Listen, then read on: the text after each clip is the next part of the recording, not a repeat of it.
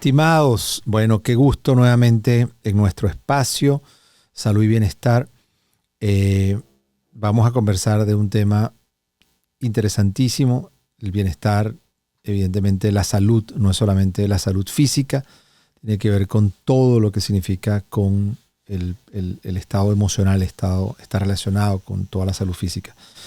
Para esto tenemos un invitado, un gran amigo, el ingeniero Luis Maturén, y la gente va a decir, bueno, ¿qué tiene que ver ingeniería con...?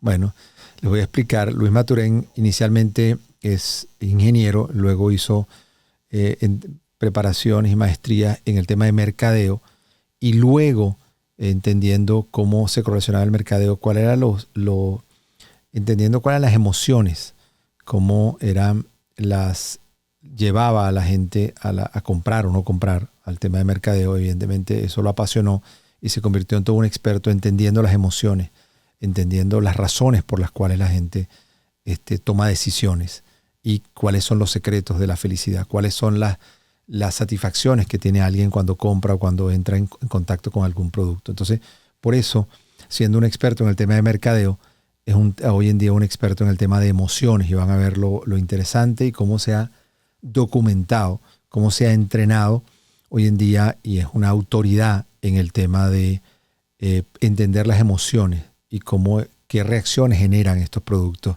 y cuando estas emociones evidentemente repercuten en las decisiones. Entonces, bueno, Luis, un tremendo placer estar contigo y poder disfrutar de toda tu experticia en el tema. ¿Cuál es y siempre te lo digo, cuál es el secreto de la felicidad?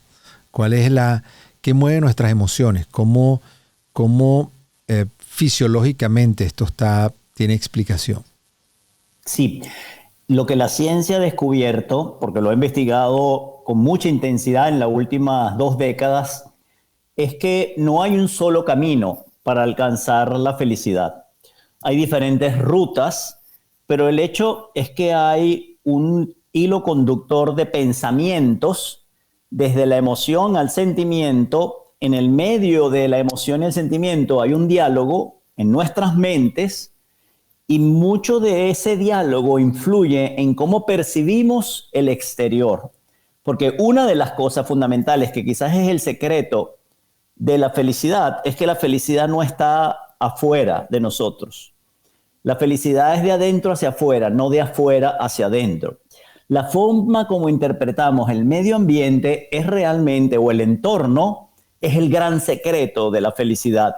Lo que ocurre es que lo lógico, lo natural, es que tratemos de buscar la felicidad cambiando nuestro entorno, cambiando nuestro medio ambiente, cuando lo que tenemos que cambiar es la forma como interpretamos a ese entorno y a ese medio ambiente. Wow, interesantísimo. Claramente es cuando alguien ve el vaso medio lleno o ve el vaso medio vacío. Cuando alguien ve un detalle y es simplemente el vaso está igual, está medio lleno, medio vacío, depende cómo lo ves. Y hay gente extremadamente positiva. Las cosas están mal, pero las cosas las ves como que se van a mejorar.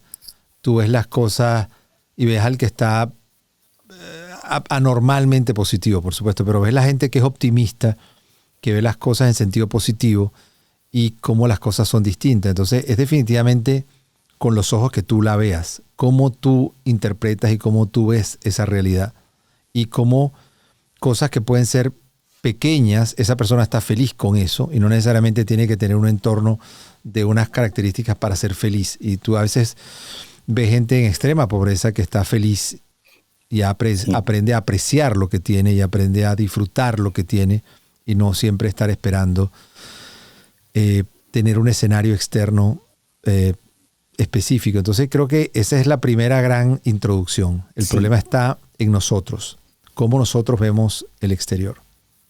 Es así. Y fíjate qué interesante lo que dice René, porque cuando hablamos del vaso medio lleno, medio vacío, eso es algo que cualquiera puede tener una interpretación de hacia un tono hacia otro. Pero ¿qué ocurre cuando es una situación negativa? Es un entorno adverso. El asunto es que el que logra la felicidad es el que logra quizás ver esa adversidad como una oportunidad de crecer, como una oportunidad de aprender, como una oportunidad de decir, bueno, ¿qué saco yo de esto? Por supuesto, nada bueno, pero ¿qué saco como aprendizaje? ¿Cómo evito que esto me pueda volver a pasar?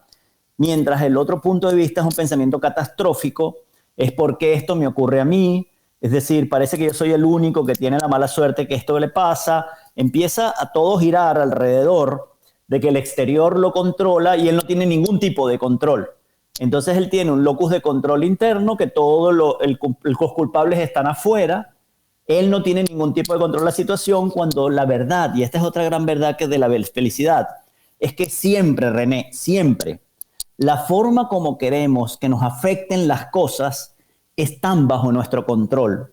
Y cuando algo está bajo nuestro control, los niveles de estrés bajan mucho. El estrés es cuando no hay control. El asunto es cuando te ocurren cosas malas y piensas que tú no tienes nada que ver o no puedes hacer nada. En ese momento empieza el estrés a alimentar esa situación y entonces caes en una espiral negativo que realmente cada vez estás peor. ¿Cómo hacer para tomar conciencia? Un ejemplo práctico.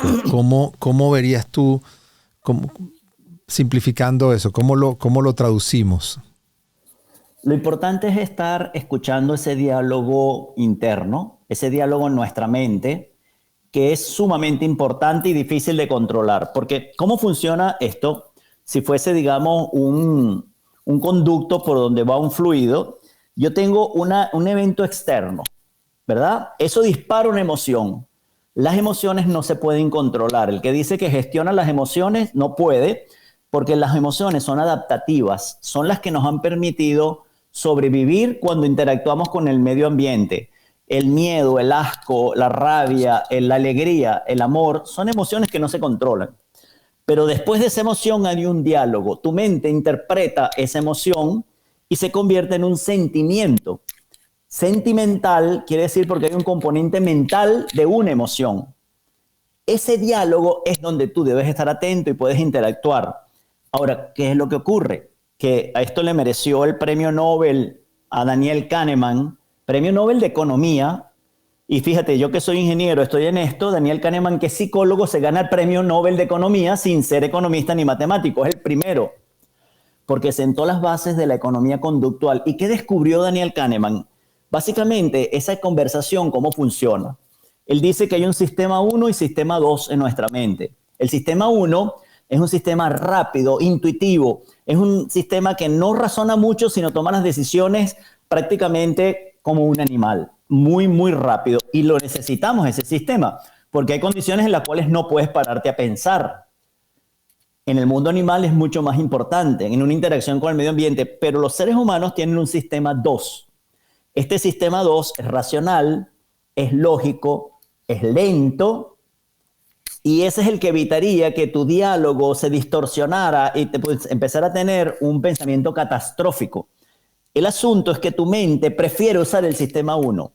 ¿Por qué? Porque el sistema 1 consume muy poca energía y el sistema 2 es un gran consumidor de energía, y el cuerpo siempre va a tratar de utilizar menos energía porque no sabe cuándo va a comer a futuro. Entonces él trata de optimizar el uso de la energía, por lo cual él prefiere darle prioridad al sistema 1, que es este sistema rápido, que si ese sistema secuestra tus pensamientos, eso puede ir hacia cualquier parte. Es decir, ahí no hay ninguna lógica y no hay razón.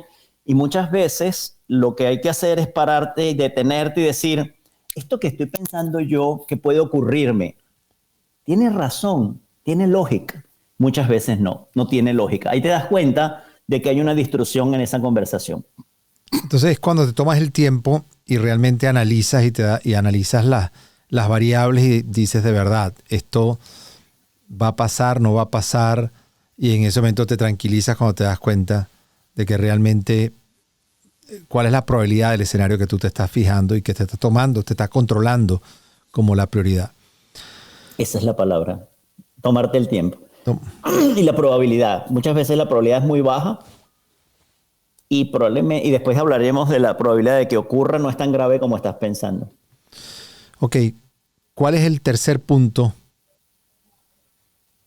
que consideras? Vamos a hablar de expectativas, porque ya que hablamos de estimar cómo va a ser un escenario negativo, primero, las probabilidades, como dice René, son bajas de que ocurran, pero si yo tuviese un plan, pues sencillamente no sería tan estresante. ¿Qué es lo que yo debería hacer? Y eso es parte de la terapia cognitiva de Aaron Beck, que la utilizan para tratar a personas con problemas, digamos, de depresión muy grande, y le dicen, bueno, imagínate el escenario catastrófico, imagínate que te pasa tal cosa, ok, haz un plan. Si eso ocurre, ¿tú qué harías? Y sencillamente cuando tú empiezas a escribir en qué podrías hacer en caso de que eso ocurriese, sencillamente la ansiedad se disminuye porque ya tienes un plan. Entonces ese es el uno. Pero lo más interesante, René, que hay otra trampa mental. Y es que la ciencia ha descubierto que nosotros somos los únicos animales que tenemos la capacidad de ver hacia el futuro. De hecho, dicen que no deberíamos llamarnos Homo sapiens, sino Homo prospectus, es decir, que tenemos la capacidad de planificar nuestras vacaciones del año que viene, que tenemos la capacidad de imaginarnos lo que podría pasar si sucede algo. Los animales no pueden hacerlo. ¿Y por qué sabemos que no pueden hacerlo? Porque esa capacidad radica en el lóbulo frontal y los animales no tienen lóbulo frontal, por lo cual no tienen la capacidad de ver hacia adelante. El asunto es que el lóbulo frontal fue la estructura cerebral que se desarrolló recientemente. Es joven y por lo que es joven, digamos, no es muy experta. Y esa capacidad que tenemos de ver hacia el futuro, esa capacidad que tenemos de tener expectativas, son exageradas. Tendemos a exagerar lo bien que nos vamos a sentir cuando pensamos que algo bueno pase y tendemos a exagerar lo mal que nos vamos a sentir cuando creemos que algo malo pase. Entonces, ¿cuál es la trampa que tenemos, René? Que estamos apuntando a que nos ocurran cosas buenas y trabajamos en pro de eso con la esperanza de lo bien que nos vamos a sentir, pero cuando eso ocurre no me siento tan bien como había planificado y entonces empiezo a buscar otra cosa y me paso la vida buscando 6 o 7 hitos que lo que me llevan es a la frustración porque cuando llegan no soy tan feliz como pensé que iba a ser. Y por otro lado, me la paso evitando que me pasen cosas malas cuando realmente no me voy a sentir tan mal cuando yo crea que eso ocurre. Eso lo ha estudiado Dan Gilbert de la Universidad de Harvard y ha hecho experimentos en los cuales le ha medido la felicidad base a una persona, es decir, cuál es su nivel de felicidad. Y luego esas personas han tenido eventos muy positivos, como ganarse la lotería. Inmediatamente, al poco tiempo, su felicidad es muy alta, pero al año tiene el mismo nivel. Eso se llama adaptación hedónica. Tu cerebro tiene la capacidad de adaptarse a lo bueno y ya no es relevante. Pero él les descubrió otro proceso muy, muy interesante y es que personas que perdieron las piernas, su nivel de felicidad se viene al piso, pero empieza a haber un proceso en el cual esa persona empieza a sentirse bien y al año sencillamente se siente igual de feliz. Eso lo determinó como felicidad sintética. Tu cerebro tiene la capacidad, si tú no impides ese diálogo en forma natural, él va a buscar cosas para compensar esa tristeza que tú tienes. Y se llama felicidad sintética. Perfecto. El hecho es que si yo trato de impedir esa conversación con ese pensamiento catastrófico, nunca voy a salir de aquí, me van a dejar de querer, voy a perder mis amigos. Tú dices, bueno, pero ¿cuál es la lógica que vas a perder tus amigos? Perdiste las piernas. No, es que yo ya realmente hasta mal me va a caer la comida. Si tú dices, Dios mío, pero estás diciendo cosas que no tienen sentido, si tú dejas que la mente funcione a la larga, dentro de un año no va a importar. Entonces, René, fíjate, ganarse la lotería o perder las piernas es lo mismo. Qué cosa tan bizarra, qué cosa tan fuera de lógica. A efectos de cómo me voy a sentir en un año, da igual. Pero ¿cuánto queremos ganarnos la lotería? ¿Y cuánto tenemos miedo de perder las piernas cuando a la larga me voy a sentir igual de feliz dentro de un año? O imagínate la tranquilidad, paz y serenidad que te puede dar que pierdas el miedo de esos grandes temores que tenemos, que pensamos que van a ser lapidarios y van a cambiar nuestra vida para siempre. No, si dejas que tu cuerpo actúe y sabes cómo interpretar el exterior, realmente no te afectan. O sea, estando conscientes de que por muy mal que te pueda ir, evidentemente la vida va a continuar. La vida va a continuar y tu cuerpo va a buscar mecanismos de protección y vas a disfrutar otras cosas. Bueno, la vida continúa y la gente se adapta a eso y sigue adelante. Entonces, pero claro, al principio cuando ve el precipicio siente que nada, que se va a caer y que no se va a levantar, y luego el tiempo demuestra que se va a levantar y va a seguir adelante, la vida va a continuar. Pero si uno la ve solamente con esa visión fatalista, pues es difícil que pueda continuar. Tenemos que hacer 1 minuto de pausa, de interrupción de esta interesantísima conversación. No se desconecten porque sé que van a seguir disfrutando y vamos a oír. Evidentemente esto no se trata de que sean tips, esto no es una receta para la felicidad, pero son estudios científicos, evidencia científica de dónde estamos fallando y qué podemos hacer para ver la vida con una óptica distinta, y esfuerzos que tenemos que hacer día a día para ver cómo podemos cambiar nuestra forma de verla y de alguna forma poder disfrutarla mayormente. Entonces, bueno, en 1 minuto estamos hablando con Luis Maturén, inicialmente ingeniero, después especialista en mercadeo, y después entendió y ha profundizado y es un experto en el tema de las emociones que nos llevan a tomar decisiones. En 1 minuto continuamos.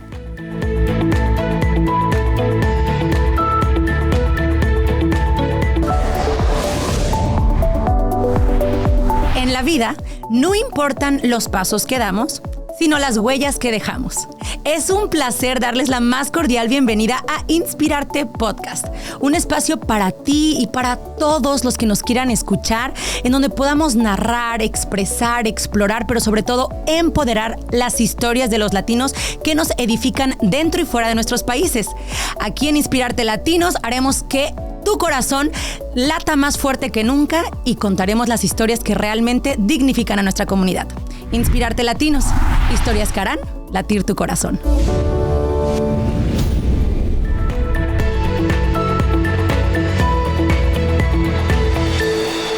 Estimados, bueno, nuevamente de vuelta conversando con Luis Maturén, gran amigo, ingeniero, especialista en mercadeo y entendiendo las emociones. Estábamos conversando, Luis, que definitivamente esto no era una receta, pero sí hay evidencia científica de qué cosas podemos hacer y cómo podemos tratar de concientizarnos de qué conductas podemos hacer para tratar de, no necesariamente ser feliz, pero cómo podemos, para tener un mejor bienestar, para estar más tranquilos, para tener menos ansiedad de lo que va a pasar que después no pasa, para tener, ¿cuáles serían esas trampas mentales y cuáles son los ejercicios que nos pueden llevar a tener una vida, un mayor bienestar? Sí, y es correcto lo que dices, porque primero muchas veces se asocia la felicidad con alegría y pensamos que cuando estamos felices tenemos que estar riéndonos y la verdad no es esa. Esos estados de felicidad tienen que ver más con plenitud, con serenidad, con esa ausencia de temor y de miedo. Creo que ahí diste en el clavo. Ese estado en que tú dices estoy bien y me siento a gusto con lo que soy y cómo soy. Ahora, como te dije, hay varias trampas mentales, pero lo interesante es que la ciencia ha tratado de buscar las técnicas que le permiten a las personas desarmar estas trampas. Estas trampas normalmente son inconscientes, son procesos en los cuales ni te das cuenta de lo que está ocurriendo y vas cayendo poco a poco en una situación en la cual después te cuesta salir. Entonces, lo primero, ya lo dijimos, es estar consciente del diálogo que está en nuestra cabeza. Es decir, preguntarnos, ¿esto que estoy pensando tiene sentido o no? Pero hay otras trampas mentales. Por ejemplo, también tenemos una tendencia natural a enfocarnos en lo malo. Explican los antropólogos que la razón de esto es que nuestros cerebros comenzaron a desarrollarse y adquirir nuestras nuevas estructuras hace muchos millones de años en los cuales coincidieron con la era glacial.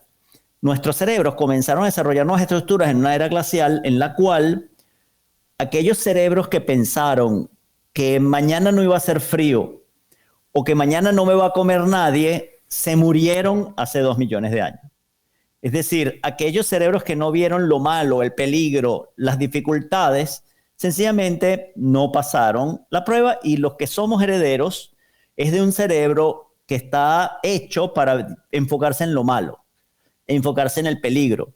enfocarse, eso es lo que nos llama la atención. Y a veces les criticamos a los medios de comunicación.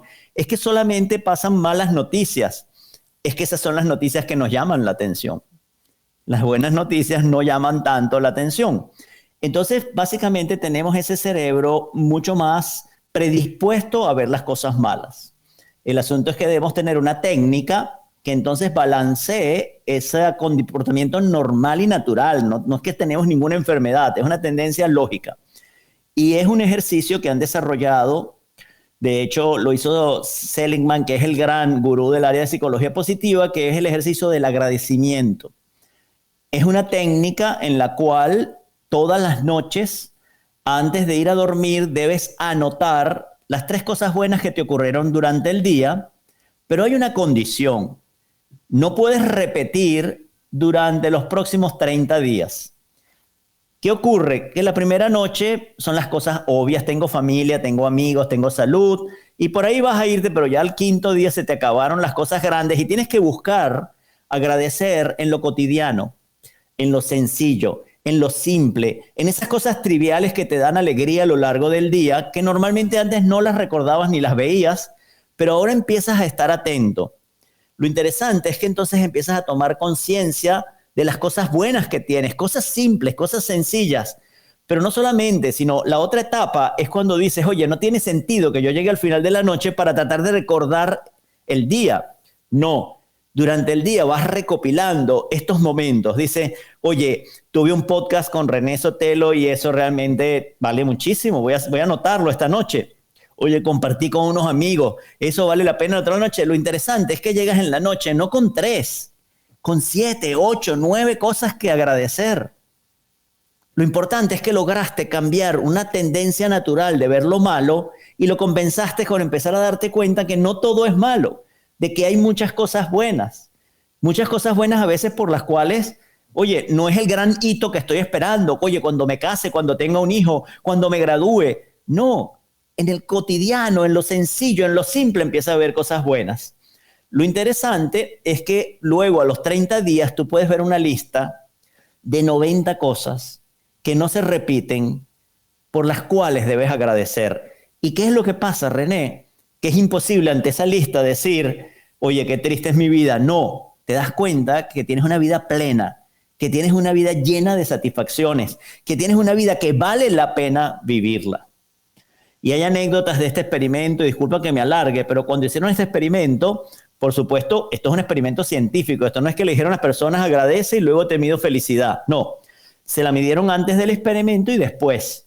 Pero también hay otras personas que les pidieron anota recuerdos de tu infancia y a otras personas le dijeron no hagas nada, ese es el grupo control. Sencillamente el grupo control, felicidad igual. Los que recordaron cosas de su infancia que tuvieron un estímulo pero no es el que estamos midiendo, igual. Aquellos que agradecieron tuvieron crecimiento importante de la felicidad. Pero luego yo quiero ver el efecto residual y 6 meses después vuelvo a medir felicidad a aquellos que les hice el experimento de agradecimiento y la felicidad está más alta. Y dice, esto no tiene sentido. Lo lógico, lo racional es que por residual esto tiene que ir perdiendo el efecto en la felicidad. Y cuando hablan con las personas y le dicen, oye, ¿sabes que hay algo extraño? Volvimos a medirte felicidad y tienes niveles más altos que cuando terminaste el experimento, y los candidatos dijeron, oye, yo no sabía, pero es que yo seguía haciendo el ejercicio. Es decir, me sentía tan bien que yo no dejé de hacerlo.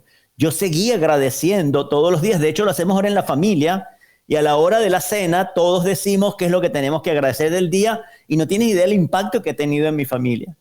Porque sencillamente esa trampa de tratar de ver siempre lo negativo se revierte con este ejercicio de gratitud. Claro, y que a veces llega un momento en que después lo haces inconscientemente. Lo que quiero decir con eso, no tienes que sentarte a escribir. Tienes simplemente, y a veces le digo a la gente que te ve así como, bueno, este tipo se fumó una lumpia, está pensando que ahora tengo yo que escribir.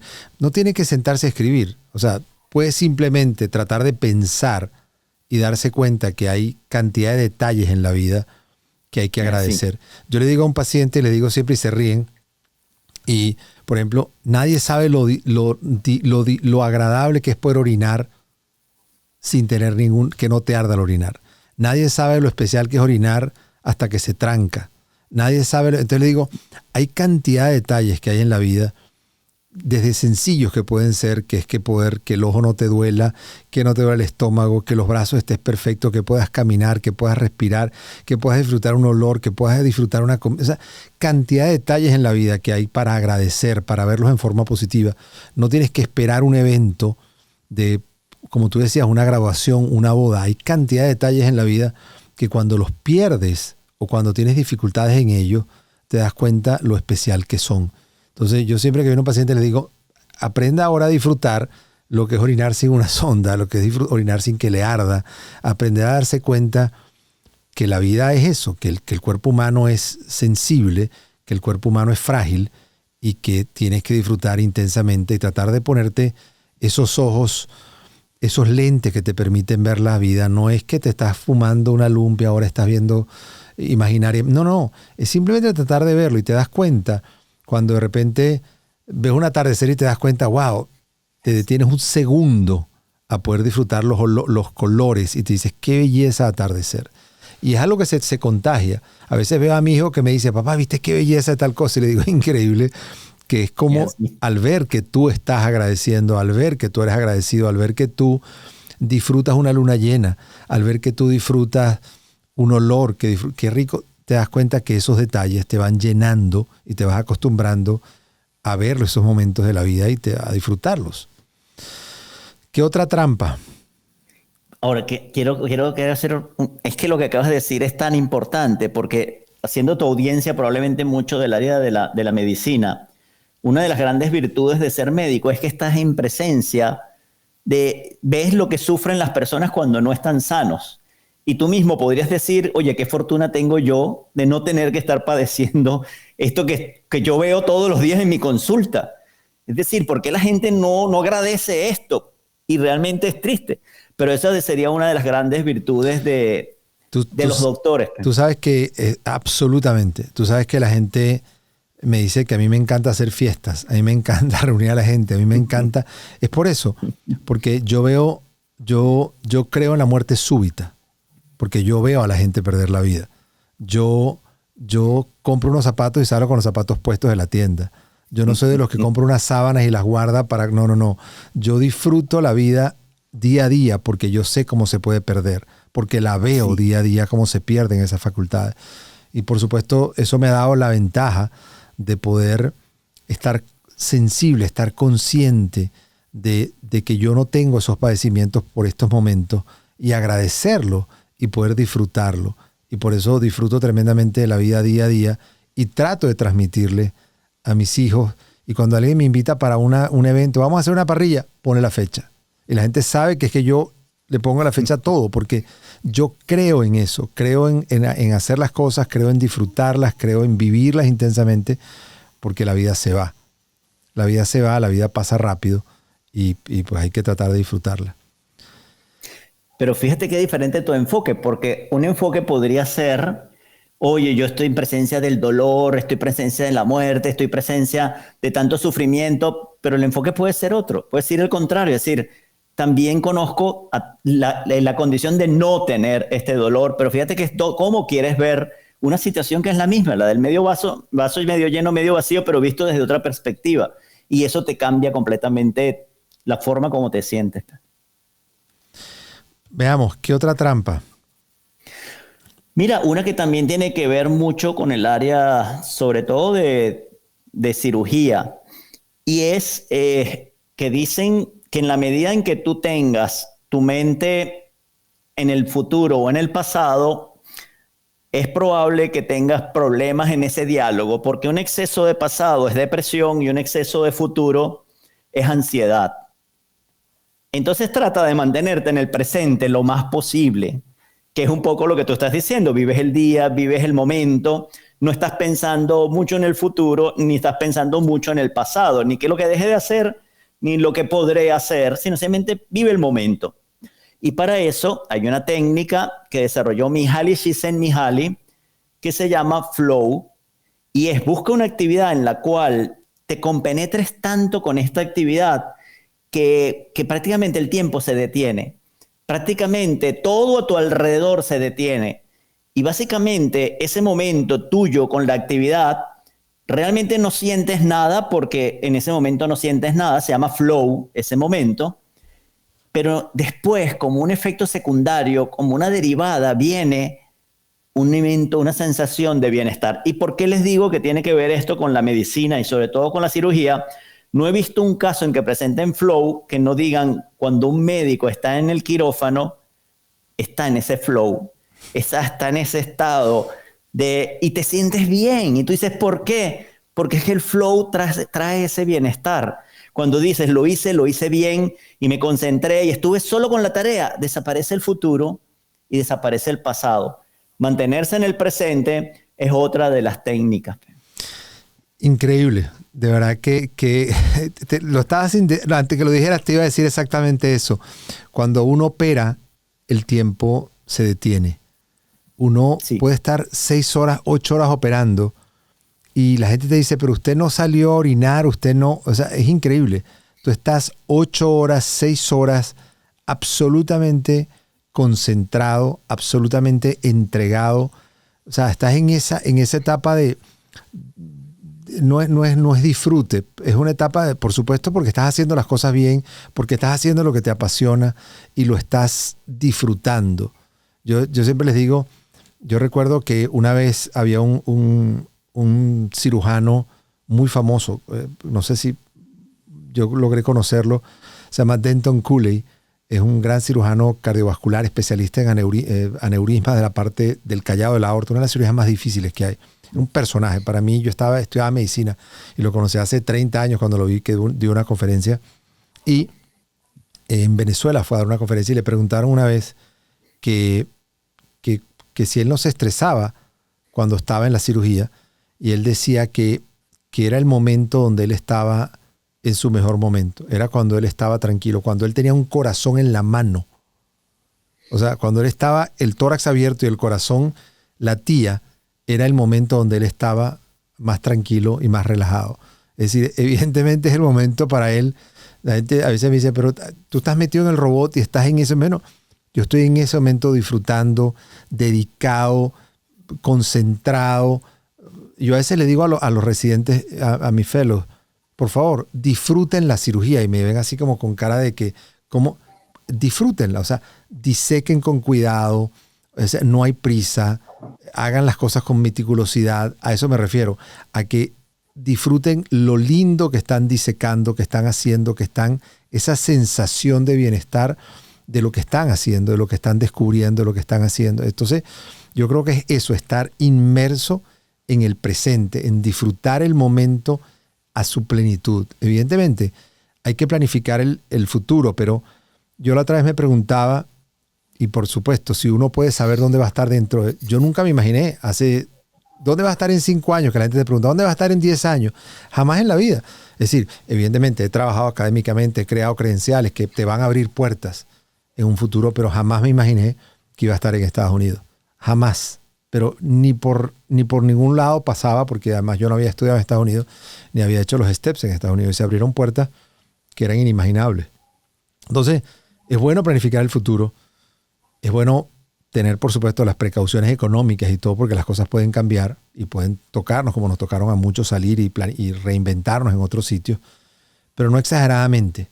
No exageradamente, porque muchas veces no van a pasar lo que estás planeando y muchas veces es lo que tú decías, y creo que puede ser otra de las trampas, es que a veces estás planeando cosas y al final el porcentaje de que sucedan no son. ¿No? Sí, y creo que abriste la puerta a algo inclusive que comentaste, a otra trampa mental, y más que todo es la técnica, que tiene la trampa es la expectativa que tenemos exagerada, pero dijiste en un momento al comienzo del podcast un optimismo exagerado, y es cierto. Tampoco ser exageradamente optimista es bueno. De hecho, una doctora, ella se llama Eloise Ottingen, ella es alemana, ella es doctora en Alemania y profesora en la Universidad de Nueva York. Ella escribió un libro que se llama Repensando el pensamiento optimista, criticando a la sociedad occidental que está ahora en una onda de que todo es bueno, de que todo es bello, de que todo es perfecto, y si yo lo pienso se va a dar, y ella dice, miren, ustedes están lejos de la realidad. Es decir, hay que tener cuidado en pensar que si piensas que te van a ocurrir cosas buenas, te van a pasar. Efectivamente, hace falta disciplina, hace falta planificación, hace falta esfuerzo, porque también lo han dicho otras investigadoras que dicen, oye, una de las cosas que te lleva a la felicidad es el ser disciplinado porque tienes logros. Los logros para ti te dan felicidad. Cuando tú alcanzas algo, te da felicidad. No te dura toda la vida, pero no importa. Pero lo importante es cuando disfrutas también del camino hacia ese logro, cuando lo haces con gusto, con satisfacción. Pero volvamos otra vez a Gabrielle Oettingen, ¿verdad? Y ella en su libro, Repensando el pensamiento optimista, dice, mira, yo les voy a recomendar qué es lo que ustedes tienen que hacer para alcanzar objetivos. Y ella crea un acrónimo que se llama WOOP, W-O-O-P. La W es de wish, que es deseo. Ella dice, lo más importante es que tú sepas qué es lo que deseas. Y ahí ella da una clave importante, pero lo que deseas tú, porque muchas veces son los deseos de otros. Es lo que otros quieren que tú seas. Pregúntate primero, ¿esto es lo que yo quiero ser o es lo que otros quieren que yo sea? Eso es lo primero, ok. Una vez que tienes claros tus wish, luego concéntrate en cuáles son los outcomes, es decir, cuál es el gran beneficio, ese es el gran motivador. Te dice, yo deseo esto y cuando lo tenga, voy a hacer esto y voy a hacer otro. Y hasta ahí todo vamos bien en lo optimista, pero luego la otra O es obstacles. Planifica, imagínate cuáles van a ser los obstáculos que vas a tener. Esta es la parte que ella llama contraste mental. Tú tienes que pensar lo bueno, pero también lo malo. Tienes que decir, oye, ¿y qué dificultades voy a tener de aquí adelante? Es decir, esto no va a ser un camino de rosas. Este camino está lleno de obstáculos. ¿Cuáles son? Y los voy a listar. Y luego a cada uno de esos obstáculos viene la P de plan. Ok, y cuando esto ocurra, ¿qué haría? Y cuando esto ocurra, entonces estás preparado. Primero, tienes el deseo, tienes la conciencia del resultado positivo, pero sabes que va a haber obstáculos.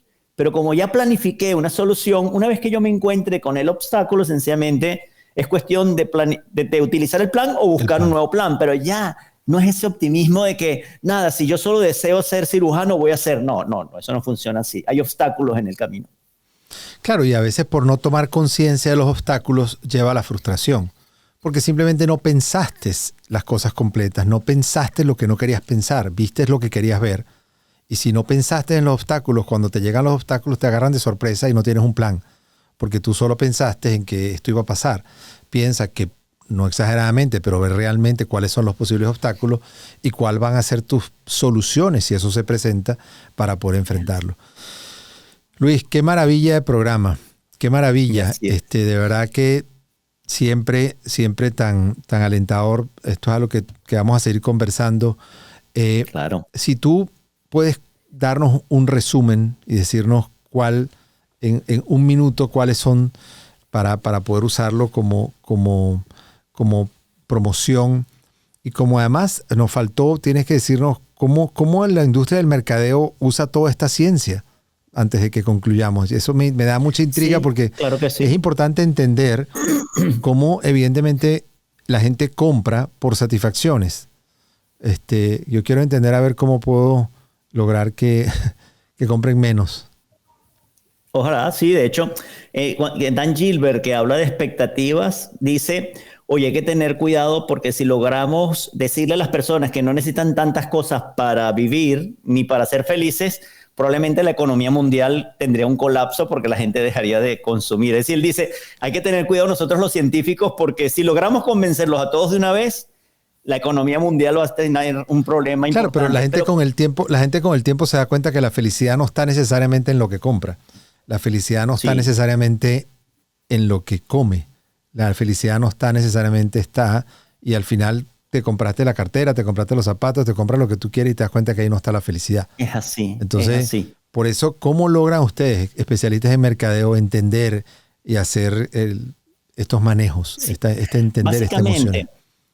Edward Rizzi y Richard Ryan estudiaron algo que se llamó las motivaciones intrínsecas, ¿qué mueve al ser humano?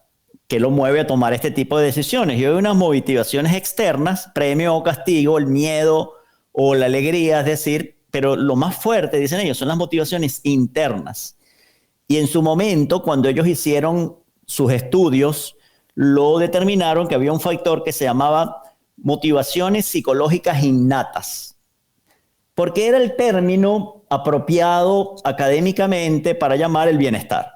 Porque tú en los años 90 hablabas de bienestar y te veían como alguien que eras un hippie rosa. En el mundo académico esa palabra no existía, y ellos lo llamaron necesidades psicológicas innatas. Cuando desglosas, esas necesidades psicológicas innatas tienen que ver mucho con el bienestar de las personas, porque en el fondo lo que queremos todos los seres humanos, tú, René, yo, bien, claro. es bienestar, claro, es sentirnos bien. Y lo interesante es que de esto ya escribió Aristóteles hace mucho tiempo, en un libro que él escribió que se llama Ética para Nicómaco. Nicómaco es su hijo, y él escribió como Ética para mi hijo. De los 10 libros, de los 10 pergaminos de ese manuscrito, 7 tratan sobre el bienestar, lo que él llamaba eudaimonia, el sentirme bien, el sentirme pleno, el sentirme completo. Y hay una parte importante que él dice, en el fondo, todos lo que queremos es bienestar. Y por eso es que buscamos poder, dinero, amor, porque buscamos realmente es el bienestar que creemos que esto nos va a dar. Imagínate la inteligencia que él dice, nosotros buscamos, por eso buscamos poder, por eso buscamos dinero, por eso buscamos amor, por eso buscamos todo lo que nos mueve en nuestras vidas, es buscar ese momento de satisfacción, de plenitud. Pero eso que tú estás buscando, ahí no está. Está dentro de ti, porque no está en el dinero, no está en el poder, es cómo quieres tú ver las cosas. Qué maravilla, qué buena forma de concluirlo. Así que, sí, amigo, nada, estoy seguro que lo han disfrutado igual que yo tremendamente. Por favor, compártanlo. Igual. Y vamos a seguir, a volver a conectarnos en cualquier otra oportunidad para seguir hablando de algunas ideas, algunos consejos reales y prácticos de cómo cambiar el enfoque, como nosotros vemos las cosas, y que de alguna forma eso nos puede dar más bienestar, más tranquilidad, menos preocupación hacia el futuro. Yo creo que también eso llega con la edad. Uno ve las perspectivas distintas y ve las prioridades en la vida distintas. A veces eso viene con los años, pero es importante que si de alguna forma podemos transmitir algunas cosas que pueden ayudarlos a tener un poco más de paz y tranquilidad y disfrutar cada momento. Poder saber cuándo, qué tan intensa debe y poder disfrutarse la vida. Así que, amigos, que sigan disfrutando, y espero esto ya pueda ser de alguna ayuda para nosotros y para algunos de ustedes. Amigos, gracias otra vez. Como siempre digo, gracias, de lo bueno poco. Un abrazo. Igual, un abrazo enorme. Seguimos avanzando. Salud y Bienestar es producido en los estudios de Uno Productions en Glendale, California. Producido por René Sotelo. Dirección, Alberto Arbelo. Coordinadora de producción, Patricia Gasperi. Producción ejecutiva, Luis Medina. Productor asociado, Aleira Tomás. Postproducido por Carlos Knight.